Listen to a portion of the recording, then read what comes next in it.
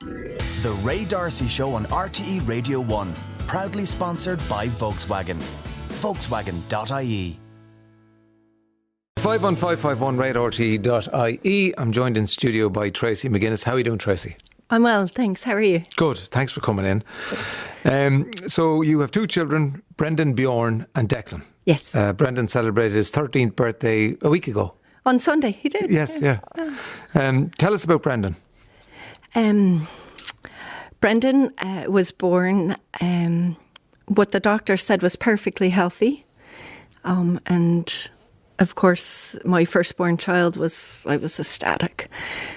He failed his newborn hearing screen and they thought it was nothing major, just water in the ear. You know, over the next couple of weeks and a series of tests, they realised there was something else wrong. They realised his, not only was he deaf in one ear, but that he had microcephaly, which is a small brain. So there were 4 conditions that could cause that in a newborn. They tested for all 4 and it came back as CMV, cytomegalovirus, which of course was the first time I heard that. And the months that followed were a series of tests, CT scans of the brain that showed severe damage, which meant I probably contracted the virus in the first trimester when the brain was forming. Obviously, the most dangerous time you can contract something that could cross the placenta and affect the baby developing. And that's what happened to Brendan. And today, it's left him severely disabled. He requires 24-hour intensive care. He has profound care needs. He has severe cerebral palsy. He has uncontrolled epilepsy. He has osteoporosis. He has scoliosis. He's on that wait list we all talk about for an urgent spinal fusion, which hasn't happened yet. How long is he on that waiting list? Just over 4 months now. Right. So that target's come and gone, but and I don't know where on the wait list he is. By the way, they can't give me a date; they have no idea. Right. So that's one thing I'm pushing for. But he's and you are his carer. Full-time care. That's what I do. Right. Yeah. And you get paid. You get an allowance for that. I do. Yeah. No, I'm asking you that because I want to establish what you did before. Right. Before that, I have a master's degree in mental health counselling and I was a child and family therapist prior to becoming a full-time carer for my son. So I had to leave behind my profession, my career. In many ways, myself as an individual in that way. And that's a journey in and of itself, yeah. You know. And there's a bit of an American twang there, so... I'm sorry. No, don't be apologise. Don't apologise for it. Don't hold it against me. No, I would never. So you're originally from America? I am, yeah. And what brought you to Ireland? Actually, I first came as a journalist in 1995. So, and I've been a bit back and forth since.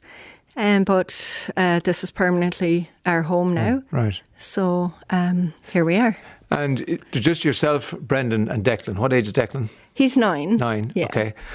So you were in a relationship, not the father of the children, which broke down when? That brought me to Kildare. Yes. It broke down just before Christmas. And that found us in the house we're currently in. It was the only thing I could find in the small townland where we live in North Kildare. I didn't want to disrupt Declan's schooling and pull him out mid-year and go back to Kilkenny. I thought I'd be able to find either something more suitable closer to where Brendan currently goes to school in Selbridge or back into Kilkenny. That came up later as we couldn't find anything in North Kildare. Okay. Just before we move on to the housing thing, so I mentioned Brendan Bjorn. Yeah. Because you mentioned Brendan Bjorn a lot of the blogs. I do. Yeah. I call him both. Bjorn is just his second name, his middle name. And it's, my grandmother was Norwegian and her surname was Bjornaby. which means place of the bear. So Bjorn is bear in Norwegian. So when Brendan was born, I just thought Brendan Bjorn sounded like a lovely, strong name, a way to recognise his heritage as well. And of course, when I named him, I had no idea how strong he would have to be in his life. And so it's aptly to survive. Yeah. So you're his carer. He needs 24-hour care. He does. And I just saw a picture of the amount of medical supplies you have to have in the house. Yeah. That was just one picture. Give us an idea of the amount of medical supplies. There's boxes everywhere. What sort of things? Formula. He's peg fed. So there's that formula. He goes through a carton of that a day. There's tube lines that go through the feeding pump. There's extension lines that hook onto that, so there's boxes of those. Then in the evening for 4 hours he's on dior light, if you know what that is. It's a electrolyte. So there's plastic containers, 1,000-litre containers, and they're empty. And he goes through one of those a day. So I get 6 boxes of those at a time, and the boxes are, 3 by 2 by 3. Oh, they're huge. So. And describe his wheelchair, Brendan's wheelchair. He just actually got that new seat last week. Okay. It's for his birthday. Basically, it did happen. Yeah. It's more suited for. He developed in the spring. He developed a pressure sore. Where he sits on his bottom on one side. It became actually a grade 2, which is quite bad, and he was actually bedridden for over a month, which means I was housebound for a month. Lots of chocolate had to be had at that stage. So he has a new seat that is more pressure relieving, as well as the back of it is more suited for his scoliosis, and it supports him more because he has severe cerebral palsy. He literally has no tone or strength, muscle strength in his trunk. So when you lift him, it's a dead weight? Completely dead weight. He can't even assist by lifting his head. And he's about not quite 5 foot tall or long, and weighs probably about 35 kilos at this stage at dead weight. Yeah. So describe your day then with Brendan. Yeah. I actually wrote a piece about this, and it's kind of hard to know where to start the day. Yeah. Is it at 1 a.m. when I get up to reposition him, or is it at 4 a.m. if he starts crying, or do I wait until the alarm goes off at 7 and that's my start? It's one of those things. It's hard to say where the start of the day is, but if it's 7, it's getting up, it's changing him because he's fully incontinent, and changing his nappy, repositioning him. He's on a series of medications throughout the day. He's on 3 seizure meds twice daily. He's on 2 stomach meds 3 times a day for one of them, sorry. A liver medication. He's on lung medication because he also has lung disease. Pretty much it's just caring for him, and he's at a high aspiration risk. He can have a seizure any time as well. He can have any kind of seizure. He has a condition in epilepsy known as LGS, or Lennox-Gastaut syndrome, which means it's not just one type of seizure that person has. They can have an absent seizure, a tonic-clonic, a partial, etc. He has that as well. Does he react to you? He does. He laughs. He does. And his brother. What makes him laugh? He's just looking at me. But he can hear you, and he's laughing. He hears me and he's laughing. No, do you know what? He's such pure love, I think. And that's one of his greatest gifts, I think, to the world, is to teach unconditional love. And I've said it many times, and I'll continue to say it, because in 13 years, that's the greatest lesson I've learned from him. And I think it's not just for me. I think that lesson is for everybody that comes across him and they see him. And if they can look past the wheelchair and the drooling and the tube line coming out of his stomach into the pump for the feed, and everything else, that they can look past that and look into those eyes and look at that smile like you saw when you came in, you know, and hear that laughter. Despite everything he goes through, he's happy. You have a very tough life because you're looking for social housing. And it's difficult to find it. So you're in a rented accommodation at the moment. I am. Yeah. And that's not suitable for Brendan. It's not. At all. No. Why not? There's a lot of reasons. It's 3 steps up, so just into the front door. So I have a temporary ramp there, and the pitch of it is probably twice as steep as it needs to be. It's slippery, there's no railings. It shifts, it moves, you know. It's just very dangerous. I can barely get him up the ramp to get him in because you have that lip at the bottom of the door you have to go over. If my other son's there, or not there, sorry, to help me from the other side, inside the house, to help me lift his front wheel over it, I've nearly gone backwards over the ramp with him. Are the doorways wide enough? Not in the house itself. I have to do like a 10-point turn nearly to try and get him from the hallway, because the hallway's not wide enough for his hoist or for his wheelchair, and the doorways similarly. Again, it's just barely makes it in. The bathroom isn't suitable. It's a typical bathroom setup where you have just a tub and it's got the panel in the front. You can't. So how do you bathe him? I literally lift him and carry him from one room to the next, and I set him onto an old bath shower chair I had, which no longer fits him, and it sits up on a frame in the bathtub, but it doesn't fit in the bathtub. So I it saw rocks a picture back of it. It and looks forth. very precarious. It's extremely precarious, very dangerous for him, very dangerous for me. As I lift him in and out, I mean, it's just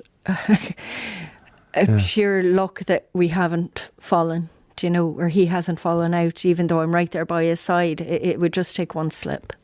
Because there are ways of doing things, you know. There should be a wet room. Wet room. The doorways should be wide enough. Right. And on and on. Hoist, maybe? A hoist. Ceiling hoist. It's a track system. That's ideally what he needs. His age, his size, even a hoist as you see it now. You think on a stand on wheels, and it's got the arm that comes over. It doesn't suit him because he is so long. You think of him extending out, you can't get him through the door. Yes. He'd be either hitting his feet or hitting his head. He really needs the double doors into, say, a bedroom, into a wet room, the ceiling track system. And those grants are available, of course, if you own your own home. Yeah. So this is you, sort of the two things that people constantly, you know, cite about this country, and the main problems: the health system and the housing crisis. Right. And you are across both. I am. Neither of them are serving you particularly well. True. Right. So the housing crisis then. So you have to rent because, you know, you can't afford a mortgage. Is that correct? Right. Well, there's a catch-22. I could nearly afford a mortgage if it was, say, for example, Kilkenny, who the housing list I'm on in Kilkenny. The council actually does have a very low interest rate mortgage scheme for people on the housing list. I meet all of those criteria, except my income isn't considered income because it's social welfare. And I've tried to... Will you tell us about that conversation you have with the lady? It was in their actual loan department for the council housing. I tried to present as, look, there's this house, and it actually was just reduced by 25,000. Perfect bungalow, 4-bedroom, 3-bath, what we need. Because of all those supplies, I literally do need an extra bedroom just for his supplies. Storage, yeah. It would be perfect. And I figured it out on their 2.3 interest loan rate. If I'd put 10 grand down on a house that's 199, my payments would be about 825 a month.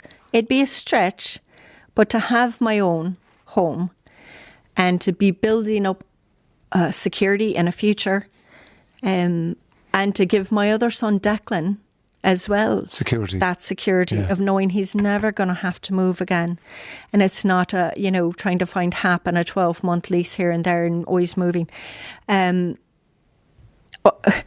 It would be ideal. And of course, because it's yours, you can modify it as much as you want. I would be able to get that grant and put for those the hoists modification. and put that wet room in. Yeah, exactly. And not only that, I'd be off the housing list, freeing it up for somebody else.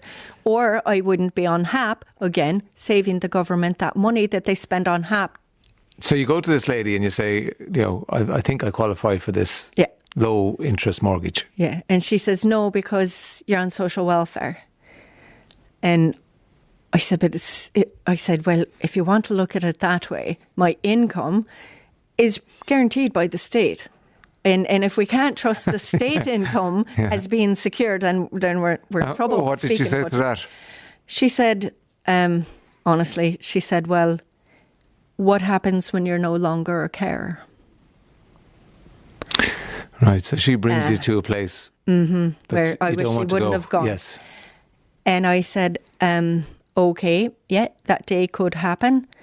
It would be no different than if I was applying for your loan and I worked at the Euro shop on the high street in Kilkenny and I lost my job. Whether it be the council or a bank, you don't give somebody there's no certainty in life. Exactly. And you don't refuse. Like if you went in for a mortgage and I said, but RTE could get rid of you tomorrow, so I'm not going to give you that mortgage. No, you don't do it. You look at what you're earning now, what's coming in now, and that's it. You don't look at the what ifs. You may get hit by a bus, So is that a policy then within local authorities? And I'm just, you only know from your experience. I wonder, is it a policy that they don't give those low interest mortgages to people on social welfare? I think it is. I spoke to a friend of mine who's in the financial business, and I from what I understood from him, once upon a time they actually did. There was a bit of an issue with people on social welfare actually scoring higher in their credit applications for a mortgage. Because of what you said. Than working people. Yes. And then other folks started saying, look, why would we allow you to buy your own asset when it's state funds you're getting in? Yeah. But then again, do you know, it's not like I'm on job seekers and I'm 21 years old. No. I'm a carer full time for life. It's, for as long as... It's really disrespectful of what you do. It is. I've actually, I was on with Regina Doherty there. She got in touch with me about a week ago, having seen me on Twitter, where I'm fairly active. And I've often written about a program. It's the only state in America that does it is Colorado. And it actually saves that state millions a year. What do they do? And it's an option. It's not mandatory, but it's an option for a family care to get trained as a nursing assistant. You have to take the test, state test, every year, recertify, which I did. So I'm actually a certified nursing assistant as well. And then you get hired by a home healthcare company. And depending on the level of care needs, you have a nursing supervisor. They come in. You have a schedule of duties that day, every day, hours, a roster. You get paid. Guess what? You also have retirement you can pay into. You actually are building your CV. You have an income that you can, it's a actual income. So if I want to go get a loan at a bank for a mortgage or for, like I need a new wheelchair van and I've been fundraising for it, I can't get a loan for it because why? I'm on social welfare. Whereas if I was working for this home healthcare agency, it's like we're relegated nearly, carers, to being in poverty. And of course, I've said this over and over again, but you're so busy doing what you do, caring for Brendan, that you don't have time to take to the streets. There aren't votes. There aren't votes in carers, are there? Not a lot, but No. we're trying. We're trying. Like you've seen Tom on before, and he's trying to get things rolling. And there's a number of us that have tried to be more vocal. How is HAP working for you? Just that's the housing assistance payment, right? Well, no, I won't prejudice what you're going to say. So how is that working out for you? No, you couldn't anyway. I'm pretty strong-minded that way. Yeah.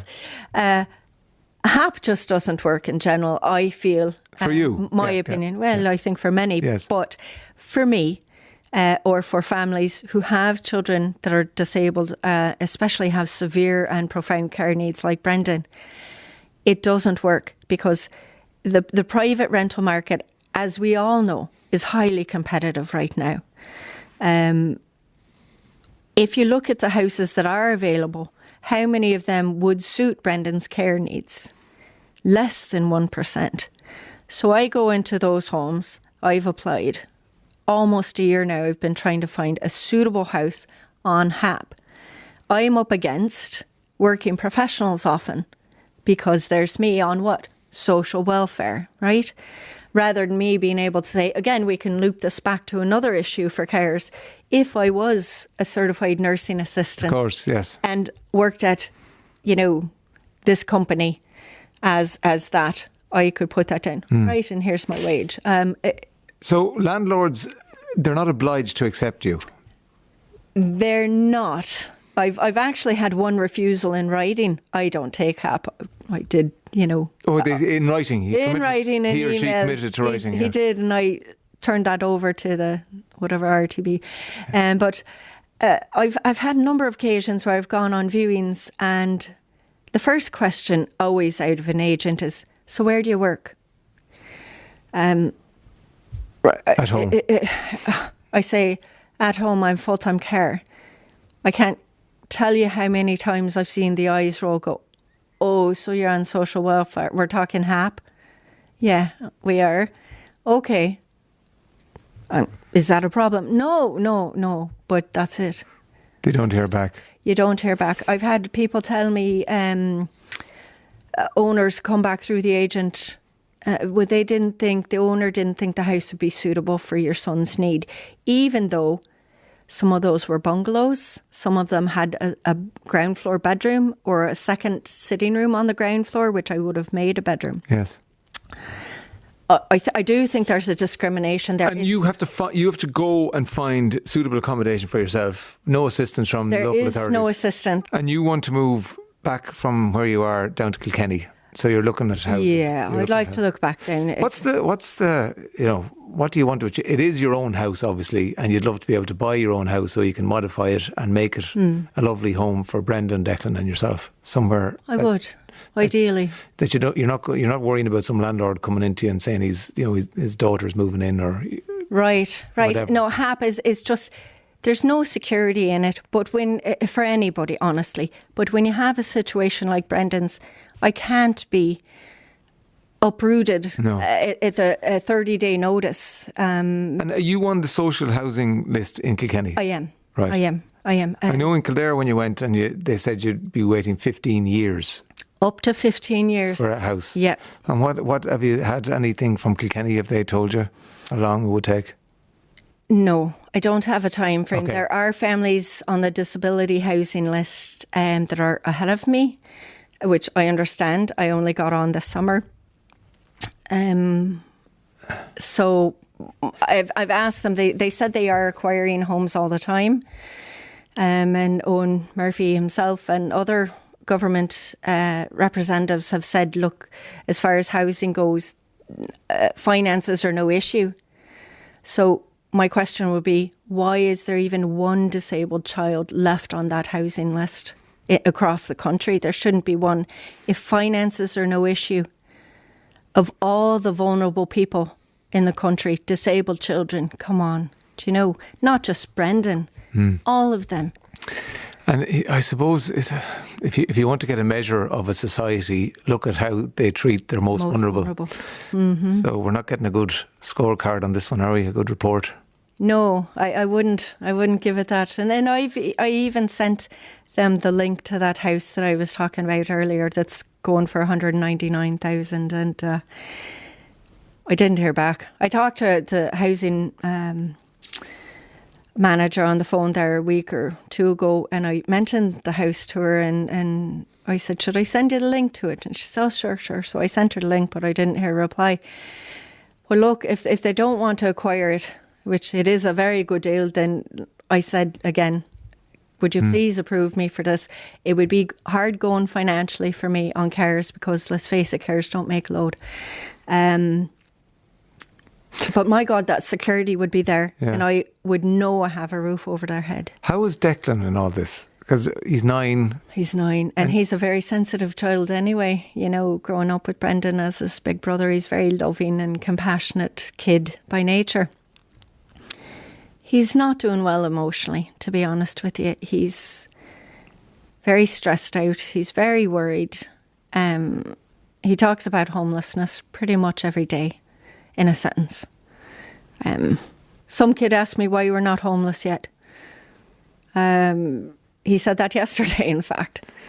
So the other option is to go into a hotel room, is it? Right. And that wouldn't suit Brendan. He needs his medical bed.